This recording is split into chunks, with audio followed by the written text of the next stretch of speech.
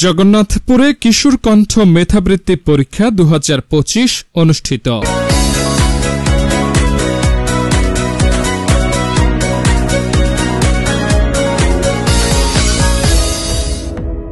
সুনামগঞ্জের জগন্নাথপুর উপজেলার স্বরূপচন্দ্র উচ্চ বিদ্যালয়ে উৎসবমুখর পরিবেশে কিশোর কণ্ঠ মেধাবৃত্তি পরীক্ষা 2025 অনুষ্ঠিত হয়েছে। উপজেলার 6টি হলে বিভিন্ন স্কুল ও মাদ্রাসার চতুর্থ থেকে দশম শ্রেণীর মোট 366 জন শিক্ষার্থী অংশগ্রহণ করে। শুক্রবার 31 অক্টোবর সকাল 10টা থেকে 11টা 30 মিনিট পর্যন্ত বিভিন্ন বিষয়ের উপর মেধাভিত্তিক পরীক্ষা অনুষ্ঠিত হয়। এ সময় অতিথি হিসেবে হল পরিদর্শন করেন এমপি প্রার্থী অ্যাডভোকেট ইয়াসিন খান।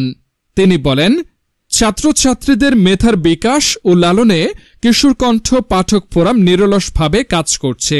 মেধাবী শিক্ষার্থীদের বৃত্তি প্রদান, মানব কল্যাণে অংশগ্রহণ, শীতবস্ত্র ও ত্রাণ বিতরণ, শিক্ষা উপকরণ সরবরাহ, বৃক্ষরোপণ কর্মসূচি, ফ্রি মেডিকেল ক্যাম্প ও স্বেচ্ছায় রক্তদানের মাধ্যমে সংগঠনটি শিক্ষার্থীদের সমাজ সেবায় উদ্বুদ্ধ করছে। অনুষ্ঠানে উপস্থিত ছিলেন সমাজসেবক জামাল উদ্দিন বেলাল, রেজাউল করিম রিপন, সাংবাদিক তাজ উদ্দিন আহমদ, গোলাম সারোয়ার, তৈবুর রহমান, ফরহাদ আহমদ রেহান, ব্যবসায়ী শাহজাহান মিয়া সহ আরও অনেকে। হল প্রধানের দায়িত্ব পালন করেন কিশোর কণ্ঠ পাঠক ফোরামের উপজেলা দায়িত্বশীল আবু তাহের ও জসিম উদ্দিন সরকার। হলে দায়িত্বে ছিলেন কায়েস মামুন, রুহুল আমিন, শাহিনুর রহমান, মাহমুদ আল হাসান, রায়হান আহমদ, নাইম শরীফ, নজরুল ইসলাম, মুজাম্মিল আহমদ, সালমান আহমদ, তানফির আহমদ, আবদুল্লাহ আল নোমান। স্বেচ্ছাসেবক হিসেবে দায়িত্ব পালন করেন হুসাইন আহমদ, ফাহিম আহমদ, আহমেদ মুত্তাকি, ফাহিম শরীফ, মুহিবুল্লাহ, শায়েখ আহমদ, রেজাউল আহমদ, সুজন আহমদ সহ আরও অনেকে। অভিভাবকরা বলেন, মাদক, অপসংস্কৃতি, ঘুষ ও সন্ত্রাসে নিমজ্জিত সমাজে সত্য ও সুন্দরের পক্ষে কিশোর কণ্ঠের ভূমিকা সত্যি অনন্য ও প্রশংসনীয়। এই সময় অতিথিরা বলেন,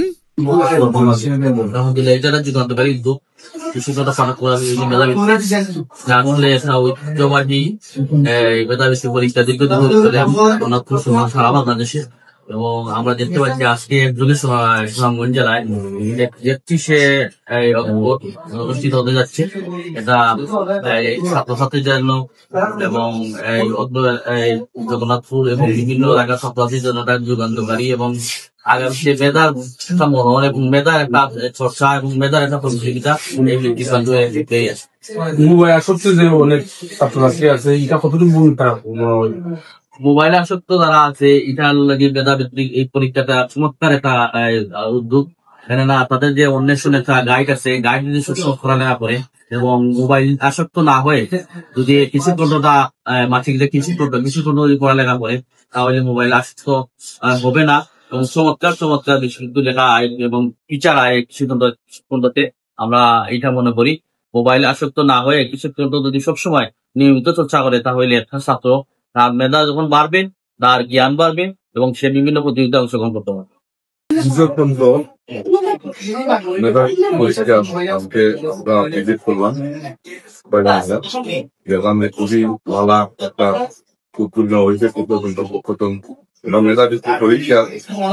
প্রতিযোগিতামূলক একটা পরীক্ষা, মানে এটা আমি তারা আরো উত্তরাতুলনা করলাম না, মনে করি তারা আগামীতে যাতে আরো বড় করে তারা এই কিশোর কণ্ঠ তারা উদ্যোগ নেন, বিশাল আকারে একটা মানে প্রতিযোগিতা করার লাগে আমি তারা অনুরোধ, আগামীতে যাতে আরো বড় করে তারা এই পরীক্ষাটা হচ্ছে।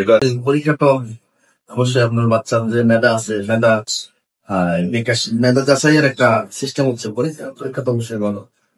আমি আশা করি যারা অংশগ্রহণ করছে তারা তাদের যে মেন্টাল হেলথ অবশ্যই অনেক ডেভেলপ হয়েছে।